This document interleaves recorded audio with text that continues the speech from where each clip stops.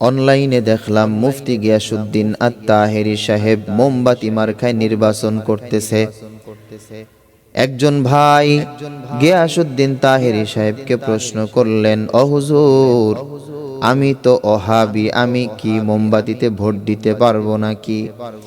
গিয়াসউদ্দিন তাহেরী সাহেব সুন্দর একটা জবাব দিয়েছেন, আকিদার জায়গায় আকিদাগত দ্বন্দ্ব আমাদের থাকতে পারে, তবে এই রাজনীতি ইনসাফের খেলা।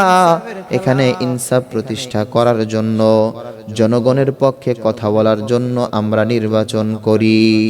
এখানে আকিদার বিষয় নয়, আমরা ইনসাফ প্রতিষ্ঠার জন্য একে অপর মুসলমান ভাই ভাই।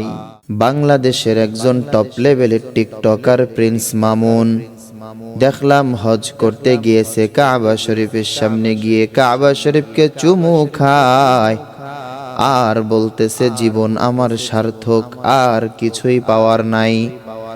আমি বলবো, প্রিন্স মামুন, তুমি হজ করতে গিয়েছো, হজের ময়দানে থাকা অবস্থায় তোমার আমল নামায় গুনাহ লেখা হচ্ছে, কারণ প্রিন্স মামুন অনলাইনে নাচ গানের ভিডিও ছাইরা মানুষকে, পাবলিককে গুনাহগার বানাইয়া তার ওই গান ধারা যত মানুষ গুনাহগার হবে।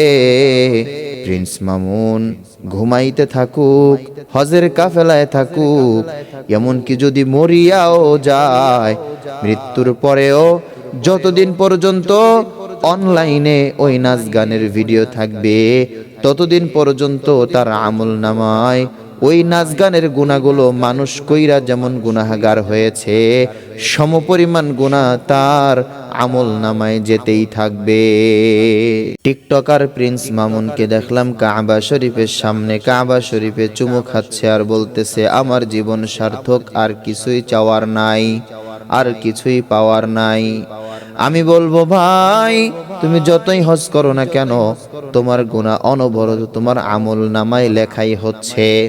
তুমি যে অনলাইনে নাচ গানের ভিডিও ছাইরা তুমি যে গুনাহগার হয়েছো, মানুষকে গুনাহগার বানিয়েছো, যতদিন পর্যন্ত ওই ভিডিও অনলাইনে থাকবে, ততদিন পর্যন্ত তোমার আমল নামায় গুনাহ লেখাই হবে, লিখতেই থাকবে ফেরেশতারা।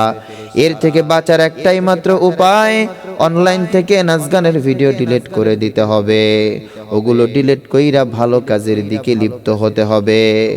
যদি তুমি ওগুলো ডিলিট করতে না পারো, যতই তুমি নেক আমল করো না কেন, নেক আমল করা অবস্থায় তোমার আমল নামায় গুনাহ চলতেই থাকবে।